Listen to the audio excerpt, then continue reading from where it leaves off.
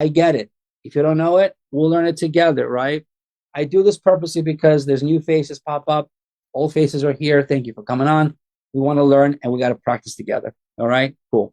I have the book open. I have us. I have my coffee and my soda ready, my tea. Good to go. Let's read the scenario. We have the previous cutoff point is found to be too high. The researchers decide to lower threshold 15%. I could stop right here. I mean, I can literally, I don't care what the rest of the case is. Let me just show you. Which of the following outcomes is most likely result for this from this decision? So is it safe to say, let me open up my chat. Is it safe to say that we can stop here? I think. Well, yeah, I mean, cutoff point is too high. They lower the threshold. I don't care if it's 15%, 20%, 2%. It's lowering.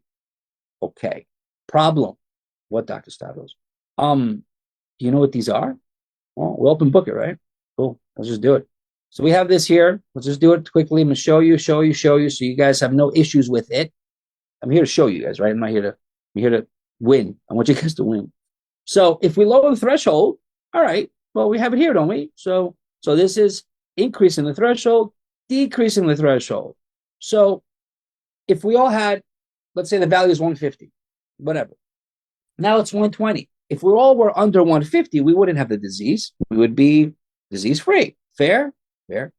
But now they lower the threshold from 150 to 100. Wait, whoa. So all the people that were below the 150 to 100, meaning us, we actually have the disease now. We're actually positive for something. All right. So sensitivity is high because clearly we have more people joining the pool. Negative predictive value is high too, because the people that weren't diseased before are diseased now, right? Here it says probability that a person with a negative test actually does not have the disease, negative predictive value, because now it's false negative. Like literally we don't have the disease. We just lowered the numbers. So now we actually have something versus the opposite. Okay. So you follow, you look through it, and again, review it, right? Sensitivity is what? Proportion of all people with disease who test positive. And specificity is proportion of all people without the disease who test negative. Okay, so learn it a couple of times. Don't try to memorize. I like this mnemonic: snout versus spin. Highly sensitive test when negative rules out the disease.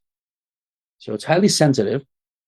That means if you actually have it, highly sensitive. So if it's negative, then we're safe to say, man, you don't have the disease. That's good to know.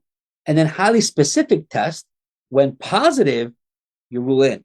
So that kind of sucks, meaning for the patient, because it's so good that if we have this exam and we know it's highly specific, the person tests positive, unfortunately, we have to break the news or tell them you got the disease, right? Okay, so snout and spin, got it. So check this out. We go back a little bit. You're like, all right, what is this name? So we lower the threshold, 15. All right, so what do? Lower the threshold. We said, you can memorize it, you can remember it. I need you to get the points. Lower the threshold means high sensitivity, right? And follow the N. High sensitive N, then it'll be high negative predictive value. Okay, so we do this. All right, so we have sensitivity, specific. Oh, this is tricky. It's high sensitive and not high. I mean, it's high, not low. So we take out this bad boy. Well, it's out, right? Okay, that's out. Let me just get my thing here. We have increased negative predictive value. Well, that's the answer. We have unchanged true positive, increased true negative, increase specific. No, it's decrease, right? So always remember one, the other is the other. The problem that we all have, and you can correct me if I'm wrong, but I could tell you what happened to me and a lot of my students too, is we're under like the pressure of learning as much as possible. So you want to learn both. Oh, I mean, you can go through it, but if I know that if I lower the value and this happens like this, it's just like saying, we talked about systolic and diastolic murmurs, yeah, and cardio, and we talked about, well, if I know in systole it's aortic stenosis, game over. I know it all. What do you mean? Aortic stenosis, pulmonic stenosis. By default, mitral and tricuspid will be regurg, right? And then if systole turns to diastole, reverse everything. So think of it that way. Try this approach when you study. You won't lose your mind. You won't get too exhausted, and you'll conserve some energy because it really is a game to pass this test. You have to know the knowledge, yeah, but you also have to remember it for game day, right? So going through it again, obviously low threshold. We talked about a high sensitive, follow the N, high NPV. This is the answer, move. So I can guarantee people, 9% went here, not bad. People went 18 here. They're all over the board. All right, 50% roughly got this right. I would personally take my time and read through it. I think it's very important, and it's very it's doable, and it really makes a difference if you just kind of take your time. They do a great job going over the answer choices here, and it really kind of making it easy to read. I think it's very, very, very, very straightforward. It's just you have to take the time to read it. And I ask of you, give it a chance. And after we do our sessions every day, if you say, you know what, man, you did these sessions during the week, I like them, but I had a little problem, just send me an email or go to the community and say, well, we did biostats and Epi Friday. Can we go over some stuff on Tuesday morning? Sure. Just let me know what you want, and we can do it again as a team. You got to take the test, not me, right? I took it. All right. So go through it. I can guarantee if you go through it, you'll be able to feel more comfortable. Then eventually, after you do questions, you feel better at it when you say, well, it kind of makes more sense. I mean, I can understand if they go high versus low. So you've covered it all now. So if they give you a high value versus low, learn the low one. If I lower it, by default, the other one's the other one. And you'll never get these questions wrong. If you don't know, unfortunately, you're going to flip them, All right. Could you explain each of the other words? What does it mean? Okay. So clearly here, when we have this setup, what we have now, negative predictive value, the same thing as this. So high sensitive, high negative predictive value. Okay, good. This is a distractor. Decreased sensitivity would be increased, right? It would not be decreased.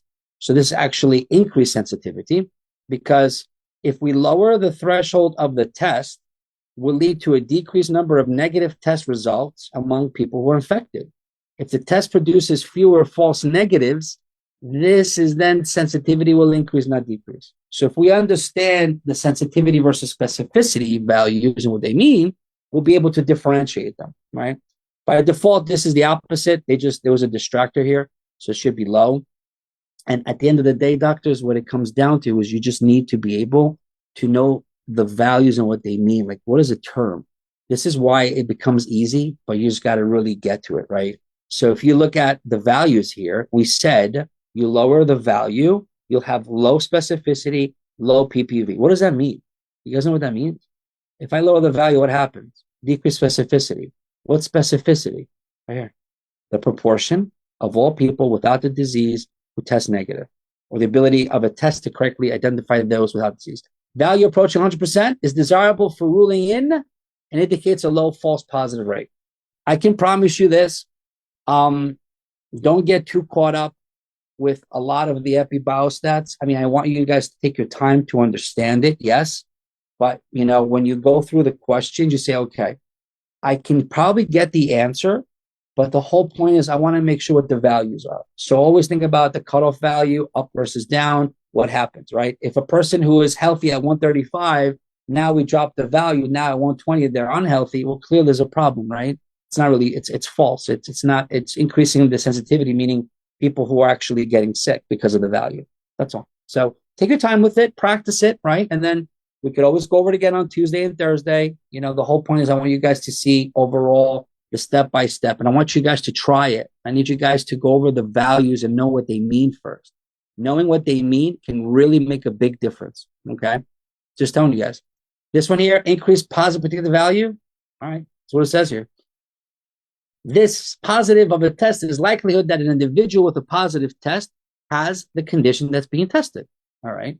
And they give you the value. For this test, the ELISA absorption value must meet or exceed a specific threshold. Lowering the threshold, right, will lead to an increased number of positive tests. Well, that's what we said, among people who are not sick. So they're not infected, but now they're positive tests, which increases false positivity. If the test produces more false positive tests, which is the case, then PPV will decrease, not increase. And that's why this is wrong too. This is interesting. When you answer these kind of questions, you realize they all look good, but they switch the up versus down. This should be down, not up. This should be down, not up. Again, fruits and vegetables, remember? It's going to be all opposite but one. And the test writers do it purposely because they go, these people don't know about these terms, meaning they don't think we know it. So they go, we'll just play with them. We'll throw all the terms in. They all look good, but there's only one specific one that makes the most sense. So go through it little by little. That's your homework. And then when we do it again, we're going to dissect it further. I need you guys to at least understand the values, and then you'll be able to really hit it hard. Cool? Awesome.